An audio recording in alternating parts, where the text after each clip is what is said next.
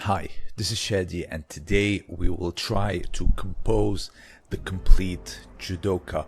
Now, if you have been following Judo for quite some time, you would know that each Judoka, when it comes to the standing, they have a few like I would say 3 to 4 like staple throws, and then you'd see rarities being done here or there. For example, Inoue has his Uchimata, Ochigari, Osotogari, and his Seoinage, his drop Seoinage.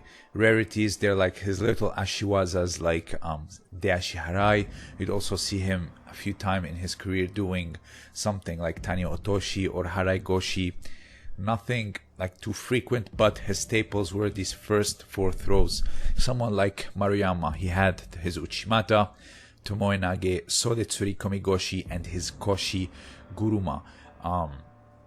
You'd see also some rarities like Tayotoshi and Osotogari here or there, but it's mainly these 4 throws: Shohei Ono, Uchimata, Osotogari, drop Seoinage, and you would see a few throw here or there. So the point is, each judoka has those like 3 to 4 staples and a lot of rarities depending on what the situation is providing. So today I'm gonna go through like the most famous throws or the most popular ones, and then when trying to create the complete judoka, I'm gonna give each throw to one particular judoka and tell you why I chose this variation of a judoka. Now, there's a lot of throws that I'm not gonna go through because simply the fact that when being done by several judoka, it tend to look the same, like Ochigari or Koshiguruma. They tend to look somewhat the same when judokas tend to do it.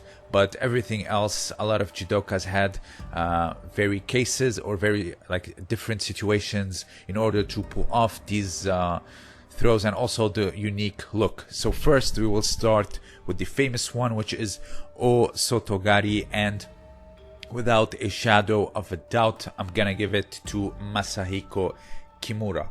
What's good about this video is we're gonna go through all throughout time and give throws to particular judokas. There's no particular timeline. So why Masahiko Kimura? First of all, with all due respect to Inoue, Yamashita, Ono, and all these people, no one is training today Osotogari against a tree. So that's one thing. The other thing is that he absolutely demolished people with his Osotogari. He would make people pass out, maybe 10 to 12 judokas a session. They would pass out from his Osotogari to the point where they would ask him, please, before they start Randori, please don't do Osotogari, anything else but no Osotogari. Also the famous Osotogari against Elio Gracie. So Osotogari is 100% going to Masahiko Kimura. So, and also the fact that he would give concussions with his Osotogari. No one is doing that today. So before I jump to the next technique, honorable mentions, of course, Yasuhiro Yamashita taught it to Inoue, a devastating Osotogari from left versus right. I know this is technically an Ashiguruma, but still this is what he intended.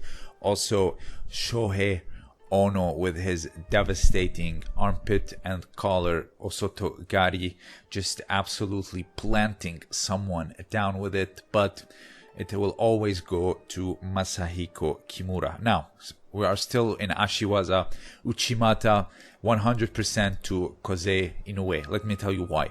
I know a lot of you will say, but Shadi, there is also Maruyama. He just glides with that big lift against Vieru, against Smagulov, etc. But, however, Maruyama rarely does any other variations. Like, you see him once does a ken-ken and once does like a spin out Uchimata, but everything else is just oikomi Uchimata.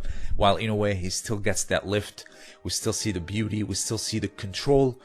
However, he was a light heavyweight and also a heavyweight, and he was still able to pull off a very aesthetic Uchimata. Yasuhiro Yamashita was only able to produce a ken-ken against big guys, even though he himself was strong. So, again, here we see Ono planting his head, etc. But let's not forget, Ono is a lightweight. It is very easy to, well, not easy, but it is easier to produce a great, beautiful, picturesque Uchimata when you're in the featherweight and lightweight, like Ono and Maruyama. But the credit is for two key factors for Inoue. Is that the first one, he is in the light heavyweight and the heavyweight, and he was still able to produce this beautiful Uchimata. And the second reason is the variations. So he had an Uchimata for multiple situations. Here, the Oikomi, he would enter when someone is ducking down,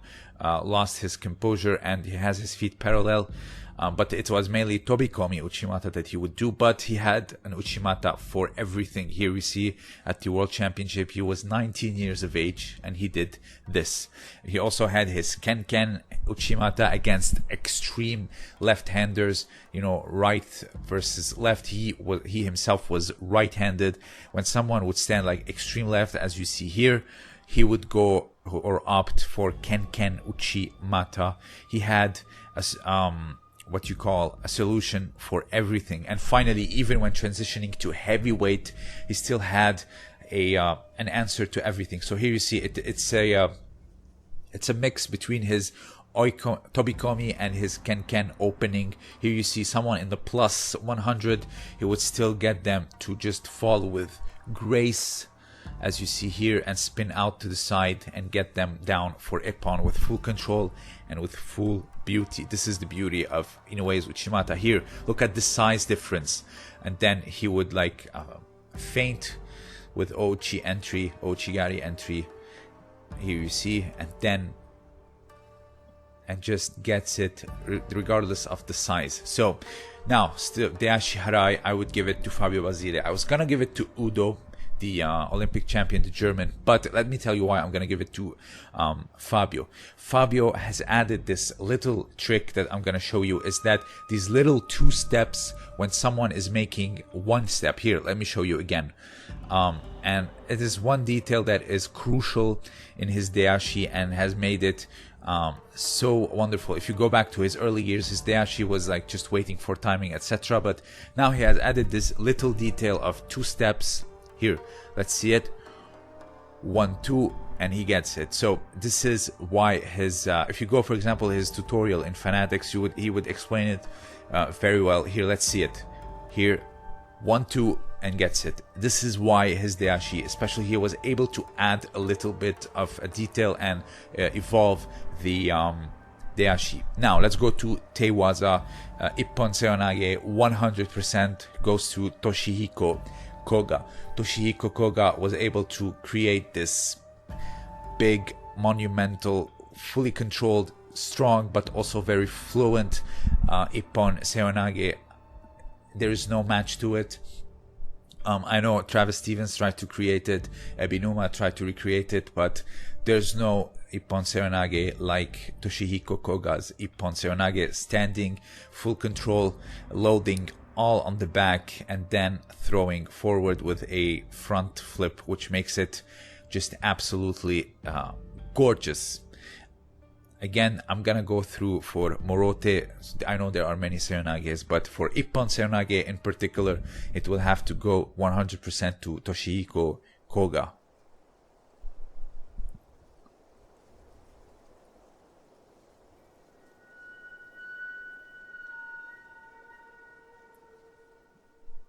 For drop / Morote Seoinage, I'm gonna give it to An Shengrim.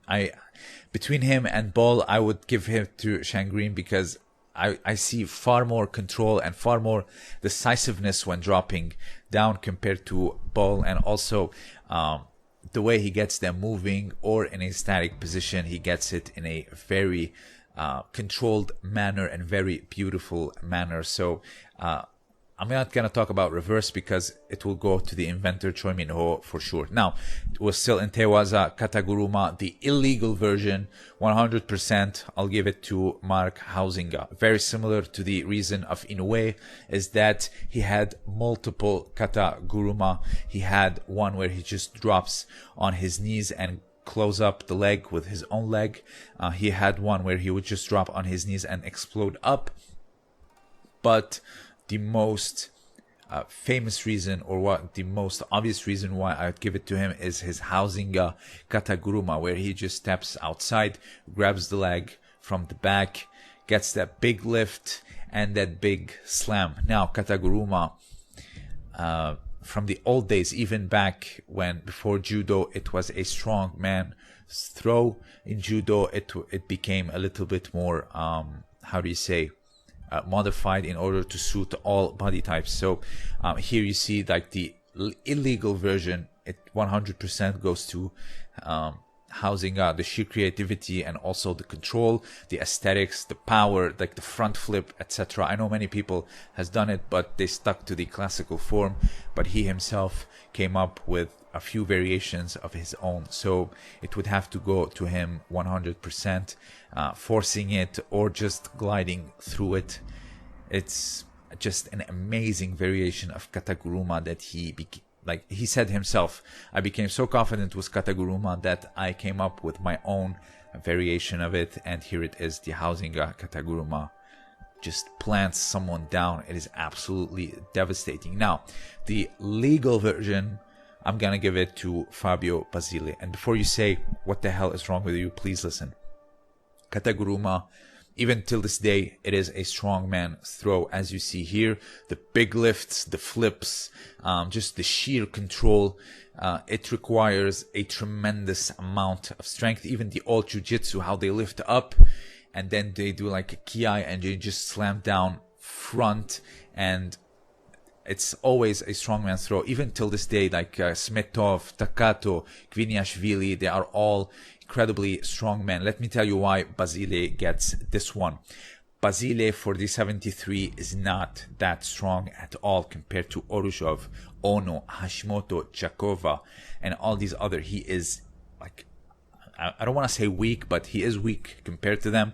So he did, like, the fact that he can get them to just move or feint, etc., and gets down and just shoot for Ippon and scores so many with it. Like here, for example, this one, the way that he gets them moving and they fall for it every time is, in my opinion, very commendable, and also reminds me of the story where Kano sensei had to move around the sumo wrestler, and then with the blink of an eye he drops down and gets him for Kataguruma, modified not just for the strong but also for those who are less strong than their opponent. So that's why it goes to Basile. So I'm not a big fan of Tayatoshi, but I would have to give it to the obviously one. He has dropped Tayatoshi, particularly that like spin before he does it, and like the way he positions himself perfectly after that spin. It's just, it has to go to him 100%.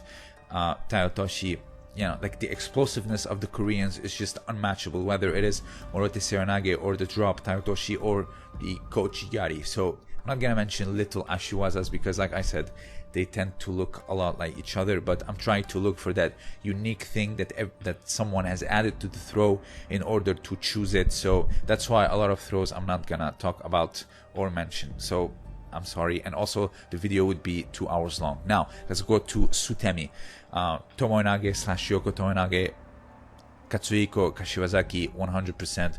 The way that he hops, the way that he just glides on his feet, and he has that like mule kick or like this side step and then like mule kick to the back and then stabs with his leg, and like with the steering motion, it's just unmatchable. If you try his how do you say, Tomoenage in Randori, it will work 100%. Justin Flores has explained it very well here. For example, this one, that like kick to the side, which allows him to step aside and then just stab with his leg and just rotates them.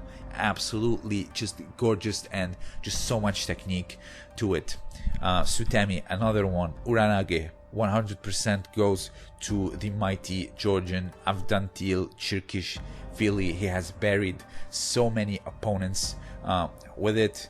It is a close call. It was a close call between him and Kviniashvili, but I have to give it to Chirkishvili. The way, like, first of all, he won World Championship with it, and also he just planted some of the best, like Travis Stevens. Here you see Goki Maruyama, the older brother of Joshiro Maruyama.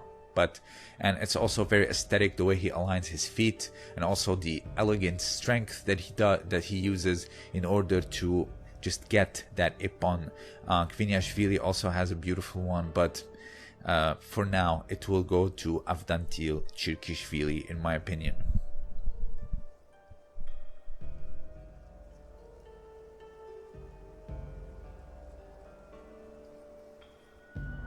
Now, going for Koshiwaza Sode Tsurikomi Goshi, the one-handed Sode, of course, will go to none other than Koga once again. I know Hashimoto tries to do a similar job, and he does a great job at emulating Koga. Even he himself said that I pay homage to Koga when I do the one hand or just bottom of the sleeve Sode Tsurikomi Goshi. You don't need all these fancy grips or double sleeve or just drop down like a Serenage and do it. In my opinion, this is the best Sode, and it will be given to Koga 100%. So, I mean, is there a debate for a better Sode? I don't think there is. So here we see, I know Maruyama tried to grabs the leg. There's also Lombardo, but Lombardo really forces it in a very not so pretty way. So here it just flows amazingly, in my opinion. Harai Goshi. Harai Goshi goes to Teddy Rene 100%. Just the way he plants his opponents, and also at the plus 100 you are still producing this, like, I mean, Kokoro Kaguera is a huge man, but Rene still managed to just send him flying off with that Harai Goshi. So I'd have to give it to him. Just absolutely amazing. So this will conclude part 1 of the complete Judoka. If you have other judokas for a particular throw, let me know. For example, you would give this throw to this judoka rather than that one. Tell me in the comments below and tell me why. So what we are trying to do is, the complete judoka has Inoue's Uchimata, he has Fabio's Deashi, he has Koga's Seonage, etc., so on and so forth.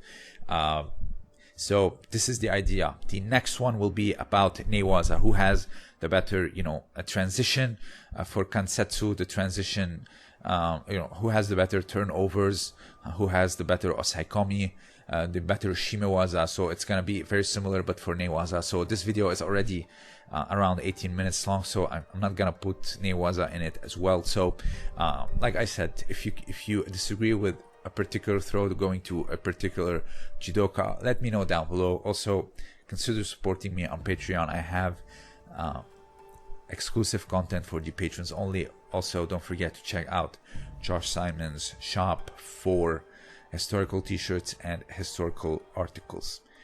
This was Shadi, and thank you for listening.